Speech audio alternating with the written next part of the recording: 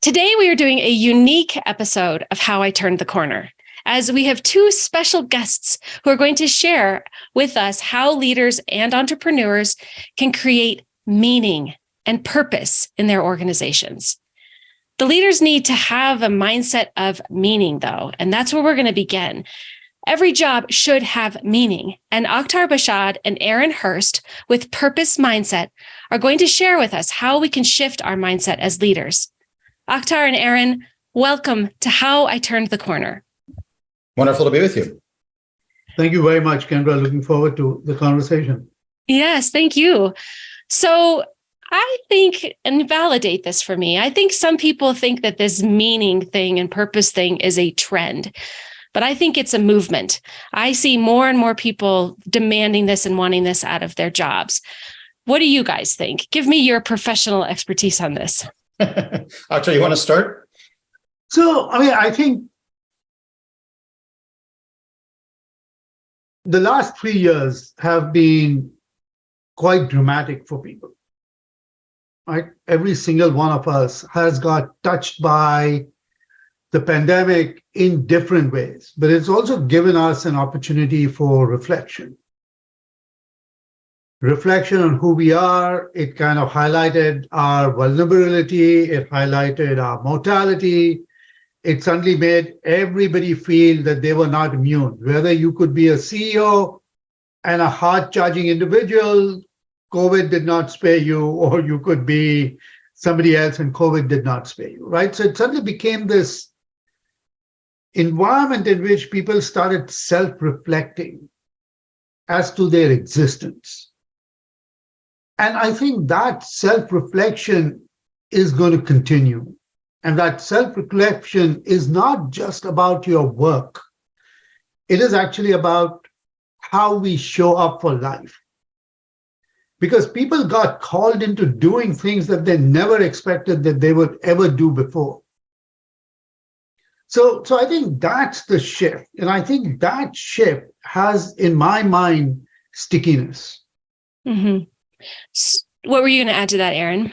A lot of different directions to go with that. I think COVID in this last period of time has certainly brought this much more to the forefront for folks. I would argue that work actually was more meaningful before it became industrialized. So like the industrialization is actually the fad, that actually meaning at work is the sort of biological core imperative of like who we are and how we're meant to operate. So my hope is really this industrialization of work is more the trend that it's going to fade, and that this look at like what we need as biological creatures and how we actually thrive is what we'll look back on, not us because we won't be alive, but in 1,000, 2,000 years is more of the sort of steady thread throughout history.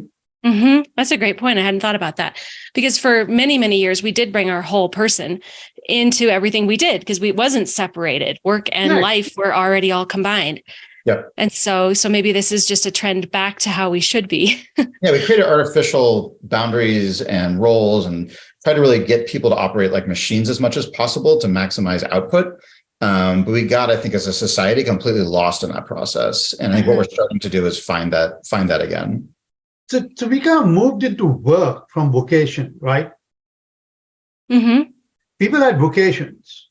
And when people had vocations, it wasn't as if, you stop being a carpenter or you stop being pick whatever trade you wanted to pick. But suddenly work kind of gave us this ability to say, I work and then I do something else. And that was fine. But then we suddenly started becoming double, triple, quadruple-headed creatures. Mm-hmm. Because we had to show up in different phases in different ways. And that became incredibly complex for people to manage. Mm-hmm. Right? I have to show up for work in a different way. I show up at home in a different way. I show up in a bar in a different way. I show up with my family and my close kids, close friends in a different way. And this conformity became an issue. So let's talk then about what what is the mindset shift that leaders need to have to start building more purpose, allowing people to bring their whole self to work? What are some of the recommendations you have that you've outlined also in your book as well for how people can start thinking that way? I mean, I'll take a crack, but I think you should hear Aaron also. He has, a terrific set of experiences. So I think in my mind, what has happened is that we've started becoming, because of industrialization and what Aaron just set up, become very transactional in what we do. And our mindset has become transactional. And compounded with transactional, we actually got a growth mindset, which is not to dismiss the seminal work of Carol Dweck, right? That pushed us to move from a growth mindset to from a fixed mindset to a growth mindset. But I think in both, you were only focused on the self. So it was really this duality between you and your work. But it left out an important component in which we all exist, which is the community. We don't exist to just work. Mm-hmm. And purpose allows us to create that trinity between ourselves, what we do, and the impact it has, which is not only just for yourself, but it is for the betterment of the world at large. It is to extend the common good. And that's why this shift got amplified during the last 3 years. It's not to say people actually had purpose. There are a lot of people who have purpose and have discovered their purpose, have articulated their purpose, but others don't. And how do we get everybody to have some aspect of purpose in what they do? And then that puts them on a different journey. Mm-hmm. So, but how? I mean, so let me frame this more around like what I experience and I see with the CEOs that we work with. I think there's been a command and control leadership style that has been very common, probably out of the industrial age of trying to, control people to make them act more like machines. And now I think one of the subtle shifts that has to happen is that leaders need to think of themselves more as somebody who is creating the conditions for people to thrive. And one of those conditions can be letting them bring their whole person in. So it's a total leadership change too. Absolutely. It's not like command and control anymore. It's really setting the goal or the expectation for sort of what we hope will happen, and then really sitting back and letting people perform and do that work, but doing it as a whole person. Yeah, go ahead. Yeah, I think that's on point. I think what I'm seeing and seeing in the companies I've started, and also in working with large Fortune 500 companies, there's a shift from the idea of like manager to coach is one of the key components. A manager is thought to be about control. It's about setting goals, et cetera. A coach is about having a shared goal and helping you solve your own problems, helping you achieve, your best self in your environment. So I think you see this move towards coaching as a skill for leaders to invest in themselves, but also in their managers, and sort of build that capacity around coaching. So that's one of the big shifts and recommendations from what I've seen. The second one is really being clear about the why behind everything you do. One of the features of command and control, the answer to the question of why is because I told you so. In sort of the new world of work, in terms of what really motivates people, it's about creating meaning out of what you're doing and being clear on why you're doing it. Because without a why behind it, nothing's meaningful.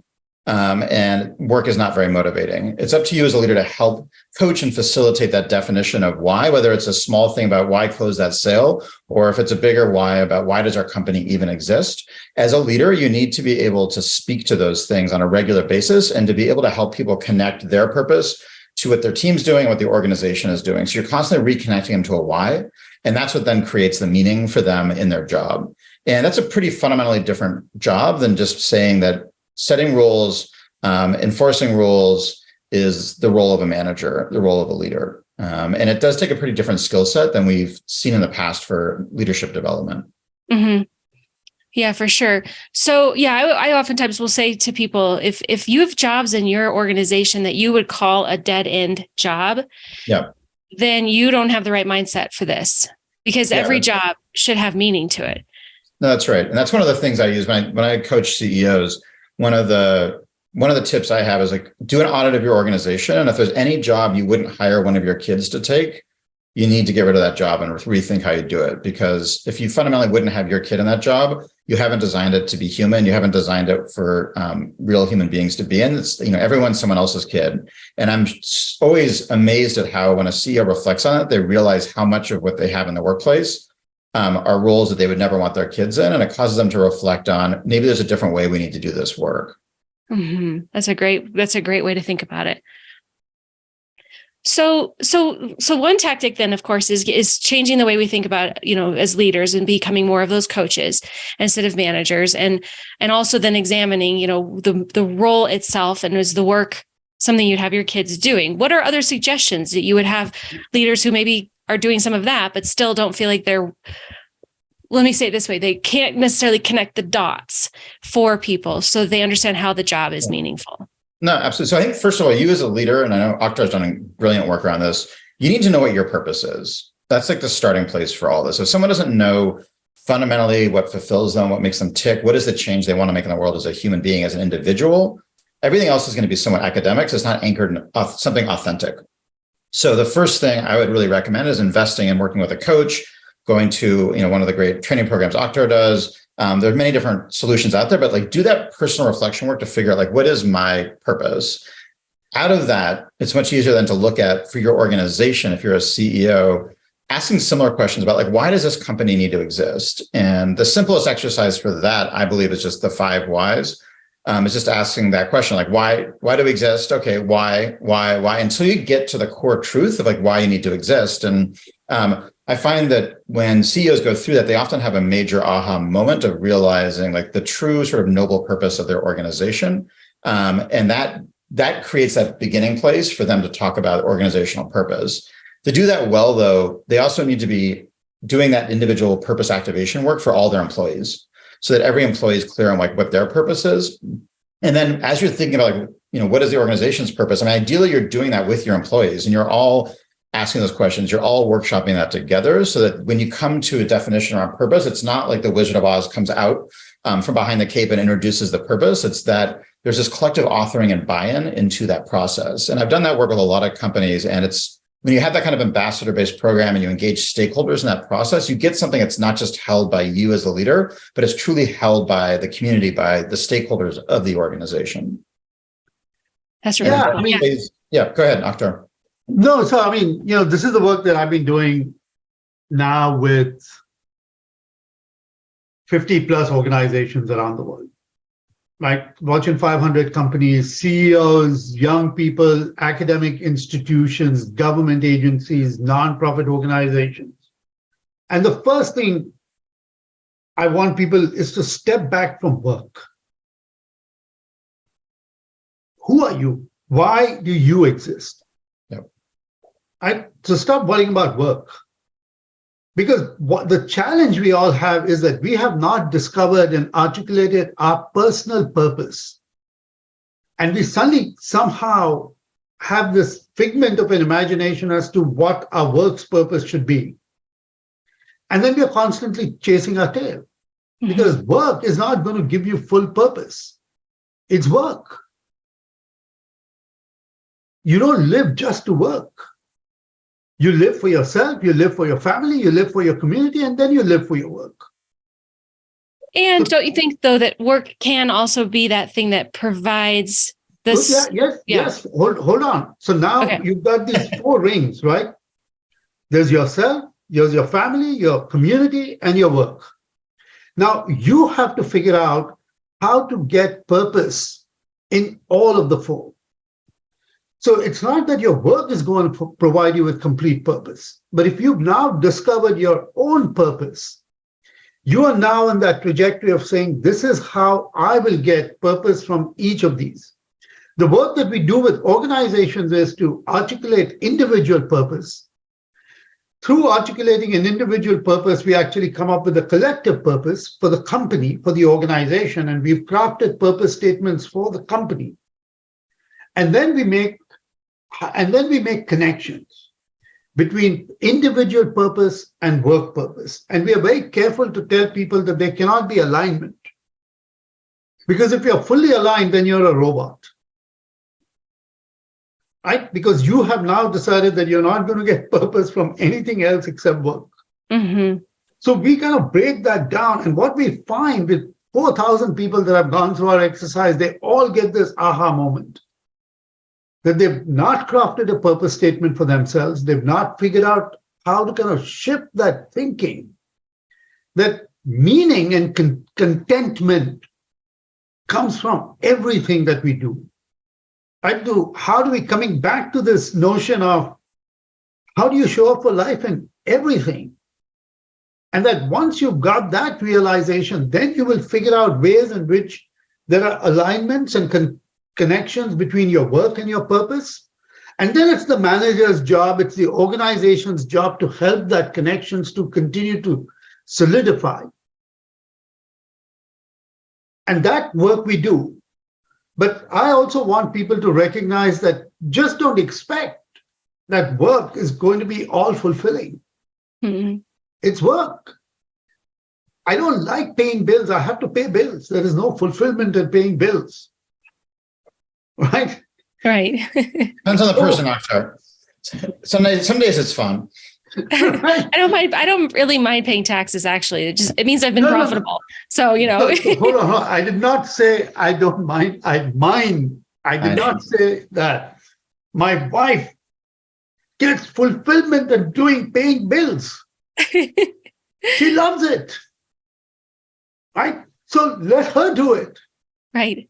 So we can figure out ways. So there are certain things. Of course, I want to pay taxes because I mean, how are you going to get the common good?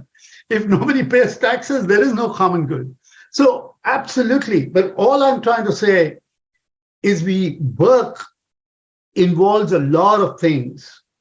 And we should just be very clear as to where we're going to get that contentment, where we're going to get that meaning, and where we're going to get that fulfillment, and not expect that every single thing that you do at work is going to lead to that. Mm-hmm. So coming back around to the leader, I think there will be people that listen to this and think, wow, this is so much work. This is, a lot of effort to get buy-in from all of the stakeholders inside of an organization. So what would be some of your reasons for you saying that this is work that's really important? Like, why should some of our listeners actually consider doing this work?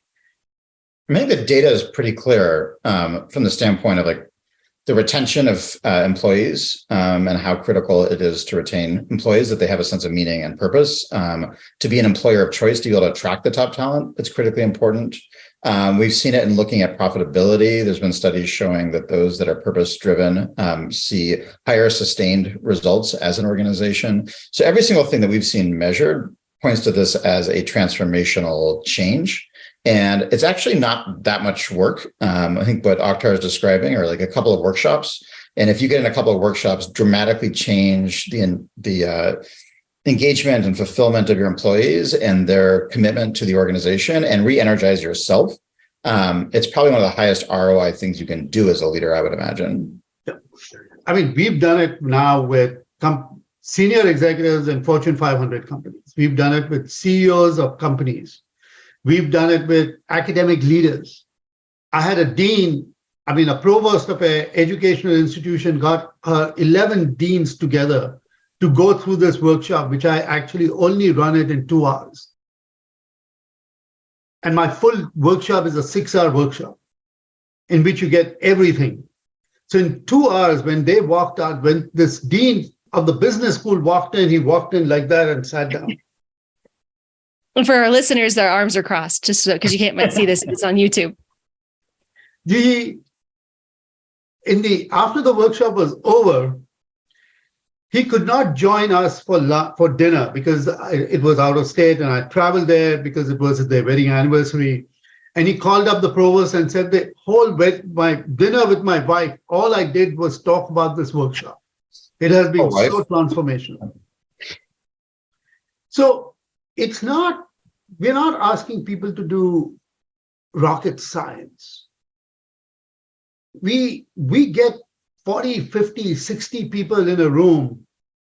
In 2 hours, they're able to craft a purpose statement for the organization. And every voice is heard. So it's if you can change the frame that Aaron has been talking about, that it's not this top down. If you just step back and start listening and hearing, and as voices come in, things fall into place. And it's amazing when we don't walk in with a purpose statement in mind for any company or any group. They develop it, they write it, and then they own it. Yeah. So that's the shift. And I think, so for CEOs of companies, invest this day, invest a couple of hours, and you will see this transformation that is happening. And I would also just go back to the start of our conversation, Kendra, which is, I think we've made everything way too complicated. And it's amazing how many systems are in place and layers of this and that in our workplace and in business. And when you actually get down to it and like work on the purpose side of it, you see how much that melts away. So in many ways, I think this actually, in my experience, reduces a lot of that overhead. It reduces a lot of the complexity of an organization because you're able to get down to more fundamental truths that enable you to build trust and enable the organization to accelerate their work. So I see it as largely like a melting away of layers of bureaucracy and layers of distrust and the systems of managing distrust and being able to put in place something much more human and much more hopeful. Yeah. You know, I had a senior VP of a Fortune 500 company basically tell me that you got us here without any preparation. You didn't ask us to do any pre-work. You took the plane off and you landed the plane in 2 hours and we walked away with absolutely everything that we wanted. That's amazing. And she said that it's, and it was fun. We got to talk to people and we listened to people in ways that we've never done. So I think it's not that we are doing something special. It is this notion of what Aaron is talking about. You don't have to complicate things. We could do this for a week and we could just go around in circles and, get people to go through all sorts of exercise and come back at the end of the day, in a week, and they would feel satisfied that we actually worked to create something. But you can also do the same thing in 2 hours or 3 hours or 4 hours. Or better yet, I think McKinsey has an offer for about $2 million. They'll do your purpose statement. So yeah. Really looking to make it complicated. There's ways of doing that as well if you want to. Yes. Right. For everybody's budget size, whatever they want to waste. Right. So you come away with this from this 2-hour workshop or 6-hour workshop with a clearer definition of the purpose. How do you then enforce it over time? What are your recommendations for kind of keeping that drumbeat going? Because humans don't change in 6 hours. Absolutely. Rarely. Absolutely. Right. This is the thing that I eventually joke when I end the workshop is that, look, you all enjoyed it. You're fine. Tomorrow morning, you're going to wake up and say, who the heck was this guy? Right? So unless you build atomic habits and you start small and start on a daily basis in your team meetings, in your staff meetings, in your small group meetings, just open up with 2 minutes, 3 minutes of asking people to just share how they found purpose in whatever they did. And just share and build that out and start recording it so that over time you can actually see it being built up. Because it's not as if purpose is not as if you've suddenly changed the world. You don't change a world in one day, right? It's these small acts that eventually grow and stack on top of each other. So unless you've kind of created it in a way where it becomes part of your system, part of your DNA, you will not recognize it. So we encourage them to write it down. We've got these online, little tips and tools that we've created for people to record and share and treat it internal. Just treat it as something that you do. Water cooler talk, ask and share. That then becomes documented. And then you can actually see small changes happening. Over a year, you will see a little bit more transformation. In 2 years, you will see more transformation. But if you're going to expect that, you're going to change, we didn't learn to walk right out of the womb. We didn't. It took us a while. So give that time. What Dr. is saying is spot on. And there's research sort of looking at like, how do you actually operationalize that? And I think there's two different components that I've sort of seen in the research. One is sort of how do you do it as a team or as an organization? And there's really three things that are really critical. One is shared identity. So how do you create a shared sense of identity as a team or as an organization? That's around that shared purpose. It's around identifying what are your strengths as a team, which Akhtar does a great job of. What are your values as a team? That's really around the identity of the team. And that's really critical to creating purpose, is that sense of shared identity. And that is part of what Akhtar does, which is fabulous. The second piece is really people need to have really big challenges, sort of BHAGs, big, hairy, audacious goals. They need to have things that like stretch them out of their comfort zone. When they do that, it's like a crucible, which actually forces them, it generates purpose, but it also through that process bonds them together. So you need to be able to put together, something as a leader that like has people stretched. And then synchronicity is a really critical part. The research shows is that you need to have people come together, either physically or over Zoom, but people have to be on this journey together. It can't be all distributed all over the organization. You need these moments of synchronicity to bring up that organizational purpose. So those three things, identity, shared challenge, and synchronicity, are like really critical to creating a culture for launching purpose into the organization. And then on the individual side, what we've seen is it really is manifest in three things. It's people's relationships, their sense of impact, and their growth. We call it RIG, relationships, impact, and growth. And that's what people actually care about when it comes to meaning in their work. And what we've seen is managers who just check in on each of their employees' relationships, impact, and growth on a regular basis. That in itself, which can take 10 minutes every couple of weeks, is completely transformational, because it humanizes the relationship, it humanizes the work, and it focuses on the things that are sources of meaning, while not sort of disrupting sort of normal flow of workplace. See, I think Aaron's point is actually for the listeners, is humanize the connections. Like if you're searching for impact, don't treat this as a numbers thing. It's a human thing, right? So even if you're going to create a scorecard where you're going to want to keep track of how things mature, do it with how Aaron has been describing. Check in, have a 10-minute conversation, have a 5-minute conversation, do this rig on a regular basis. And if you do that, then you will see that documentation. And that shift that starts happening in individuals, where you start seeing better retention, better performance, better just showing up in a far more effective way. And that's what you're after. And Kendra, one of the things that we found at Imperative, because I experiment a lot as a CEO with using this stuff as well.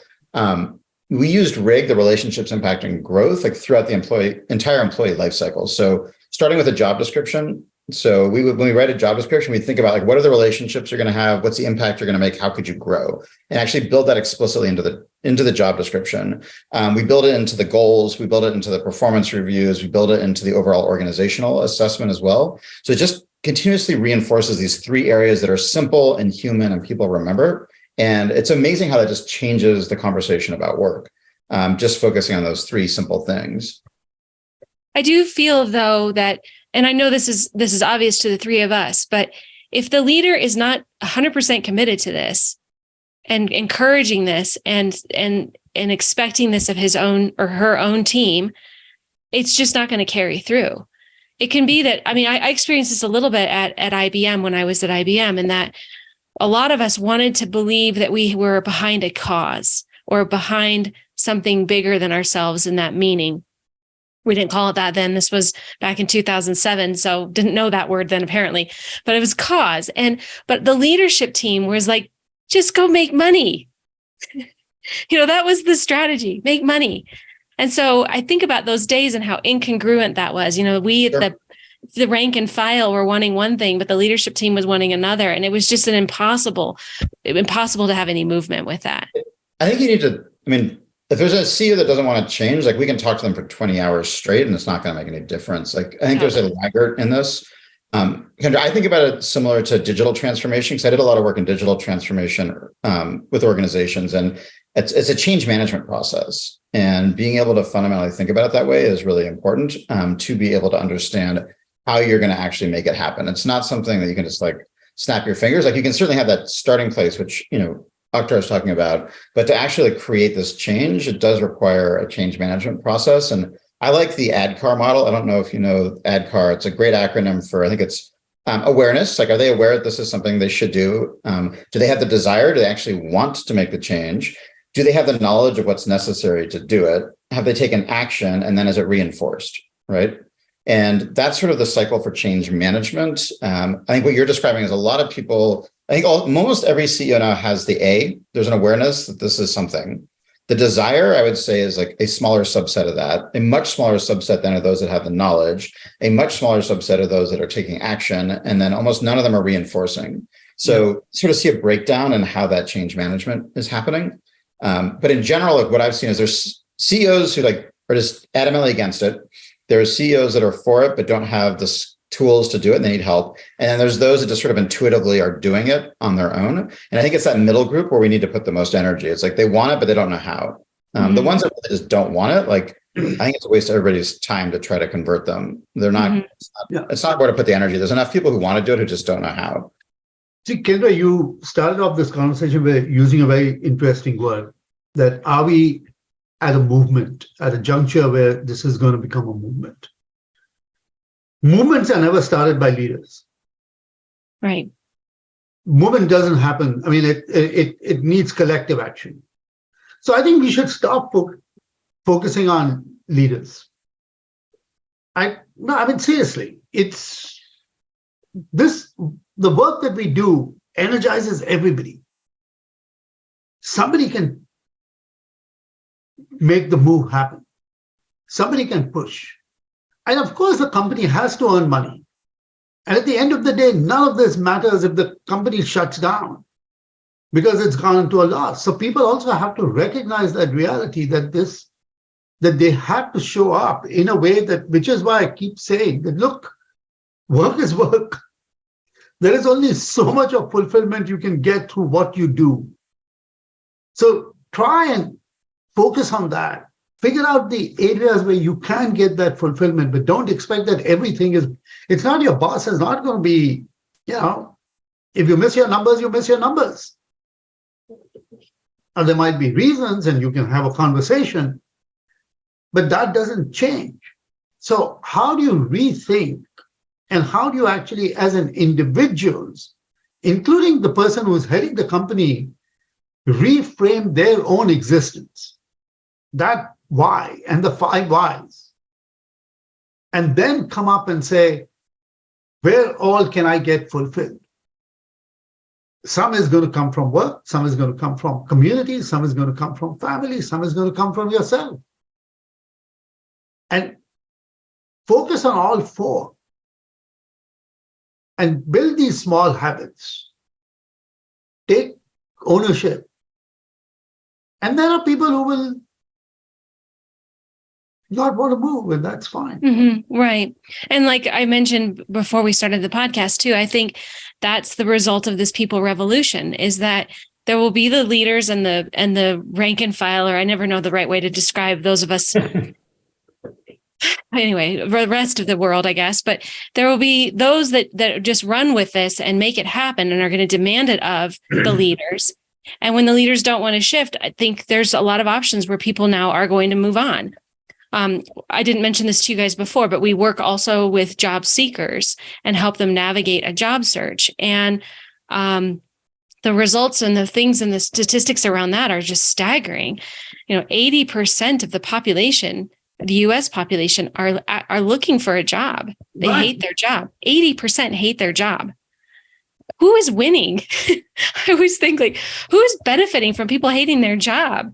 But so that's another one of these pieces of the movement that I think are happening, is that people are they're just done, and they're going to migrate to those businesses that are going to be thinking about these things. Yeah, but the fundamental question I ask these people, that you hate your job, but you actually have not even sat down to say, what is it that you want? So you will go to another job, and 2 years from now, you're going to hate that job. Mm-hmm. And then you're going to be back in this, right? So you how do you get off that treadmill? Mm-hmm. So wherever you go, there you are. Yeah. Yep. Yes. Buckaroo Banzai. No, I think that's so true. And I think that's why Akhtar and I really focused on purpose mindset, which is different than purpose, because Right. what we're finding in the research is there are certain people who, as a natural process, like make positive meaning out of whatever they do. There's, often when I do keynotes, I ask like people to give examples of what's a meaningful job. People are like teacher, a doctor, blah, blah, blah. And I always come back and say, there's no such thing as a meaningful job. Yeah. Like we are human beings create meaning. I've met plenty of doctors who have no meaning in their work, and I've met accountants who get tremendous amount of meaning in their work. It has to do with the person, not the job.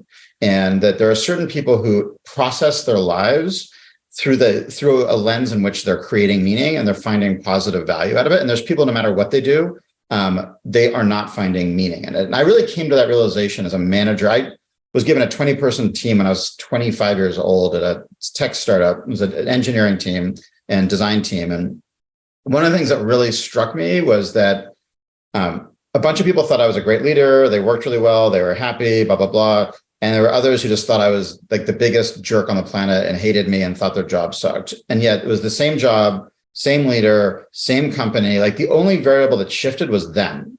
And that sort of gave me that realization that like, it wasn't about me. Yes, I can always be a better manager, always be a better leader. Company can always be better. But at the end of the day, some people just have personal work they need to do to show up. And I think too often leaders take on the responsibility of addressing people's childhood trauma and psychological challenges. And we need to let go of that because that's not part of our job, and realize like what's in our control and what's not. Mm.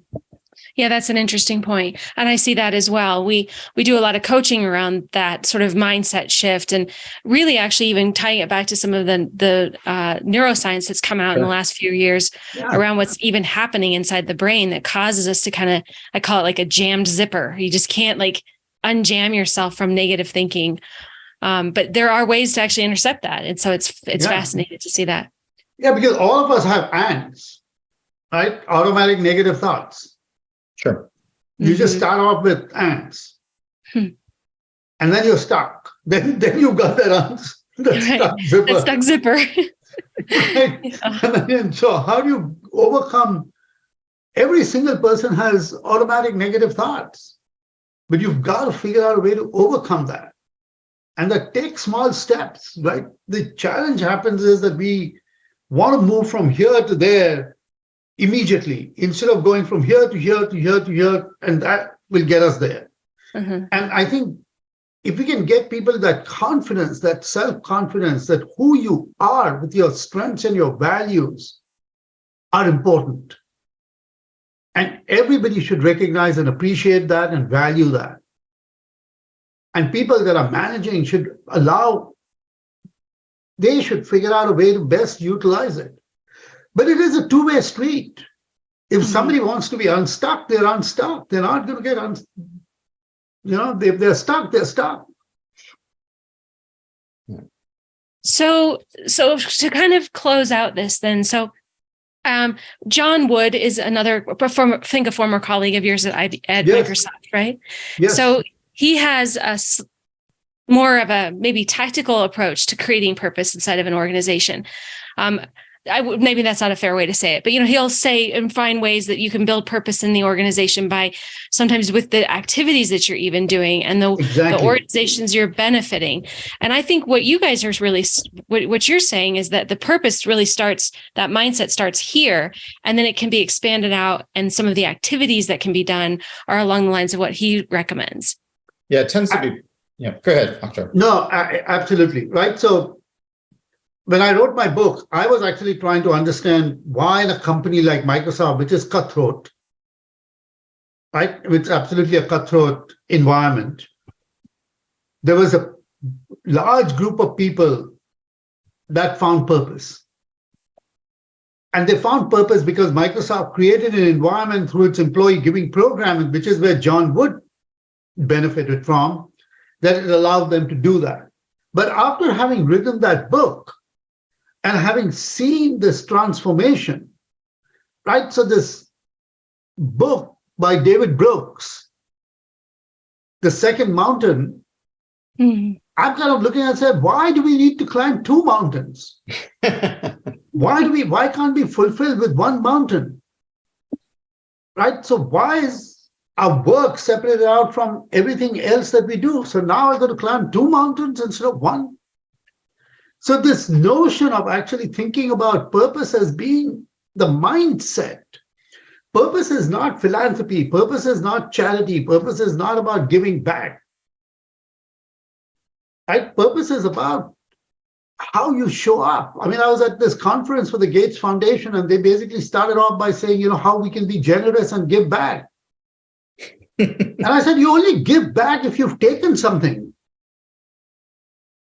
Why do we want to take? Why not just contribute?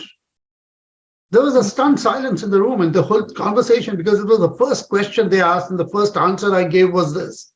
And for the next 2 days, the whole conversation was very different.